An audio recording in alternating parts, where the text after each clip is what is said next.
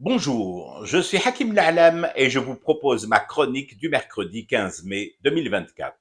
Elle s'intitule Mes plates excuses pour le zéro endettement.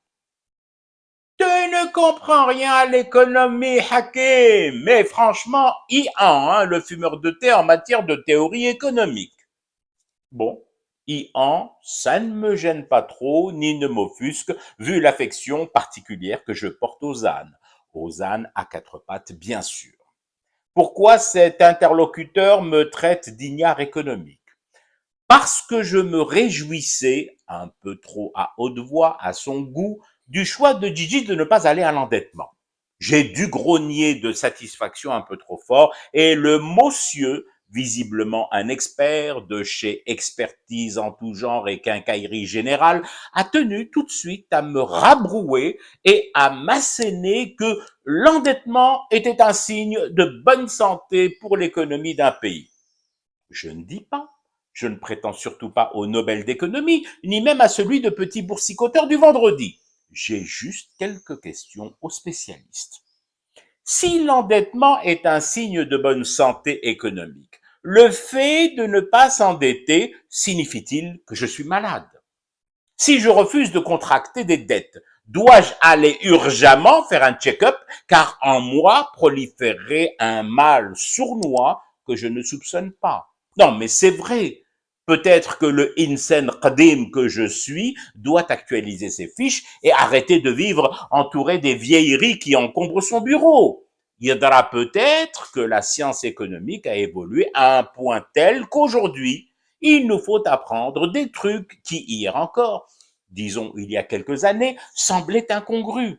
Comme par exemple d'emprunter de l'argent ailleurs que chez toi, hors de ton pays, même lorsque tes caisses sont pleines, alhamdoulilah, merci, 5 dans les yeux du FMI.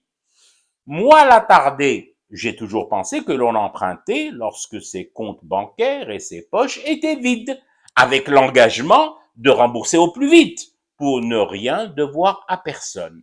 Eh ben non, mon coco, je date. Là, les lumières de la théorie économique mondialisante et capitalisant sur notre crédulité ne disent là là, vous avez tout faux. Empruntez, empruntez. Endettez-vous, c'est pour le bien de votre santé. Plus vous vous endetterez, mieux vous vous porterez. C'est là où moi je m'interroge sérieusement. Oui, je m'interroge sur la science médicale, sur qui peut pratiquer la médecine et qui ne le peut pas, sur les diplômes de Toubib et les modalités de leur attribution, et surtout sur la prolifération des charlatans dans le métier de docteur. Ah, le bon vieux temps. Ma grand-mère disait toujours, l'endroit qui ne te démange pas, pourquoi le frottes-tu? Limite, je revendique d'être malade aujourd'hui, ou juste en santé précaire. Je suis même prêt à présenter mes excuses officielles à l'ordre des médecins en économie pour mes caisses et coffres trop pleins. Pardon, messieurs et mesdames. Wallah que je suis honteux. Mais merci. Katar khairkum. À la tablée de l'endettement, je passe mon tour. Je cours le risque de la richesse et de l'opulence. Et s'il m'arrive quelques pépins de santé, promis juré, j'irai voir des médecins, des vrais. Ou alors, je me contenterai d'une autre recette de ma grand-mère adorée. Fumer du thé et rester éveillé au cauchemar qui continue. C'était Hakim La'alam, je vous retrouve demain pour une autre chronique et une autre façon de dire son amour à l'Algérie.